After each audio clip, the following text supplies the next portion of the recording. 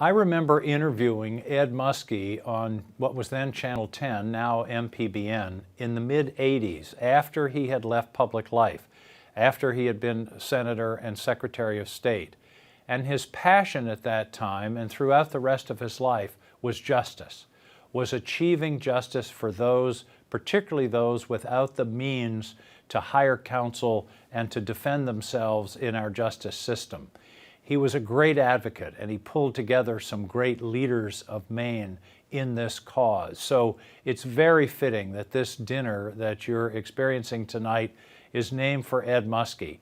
I've got to tell you, he's one of my real heroes. In fact, I have his desk in my Senate office, which is kind of daunting to realize that you're occupying the same Senate seat going back to Muskie, George Mitchell, and Olympia Snowe. But to every day look over and realize that I'm working at Ed Muskie's desk is somewhat daunting, but also inspirational. I also want to touch on my friend Kevin Hancock.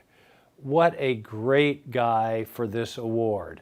I got to know Kevin sort of generally in the 90s, but then after leaving office as governor, Kevin and Matt invited me to join the board of their companies.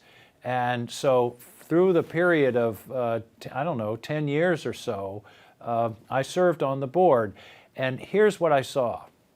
I saw a company and a group of individuals, and particularly Kevin, operate under tremendous pressure that could have, number one, done in a lot of other companies and people, but it also was so difficult because of the recession. It was really a depression in the construction industry, but Kevin never lost sight of the vision. He never lost sight of the importance of the people. And he had to make some very, very tough decisions, but he made them. And he, I think more than anyone else, deserves credit for the fact that Hancock lumber today is as strong or stronger than it's ever been. To have come through that period and come out the other end in the condition that the company is in and the people are in is a real tribute to Kevin's leadership.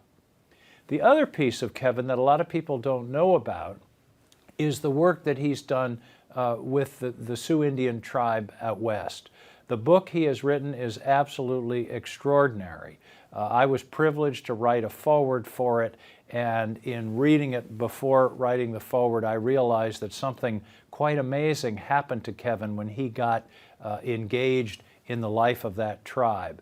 It really illustrates the depth of his thinking and concern and commitment.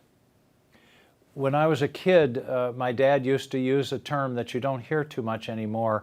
He used to say about somebody, he or she is a pillar of the community. A pillar in that sense means a post, something that holds up a building.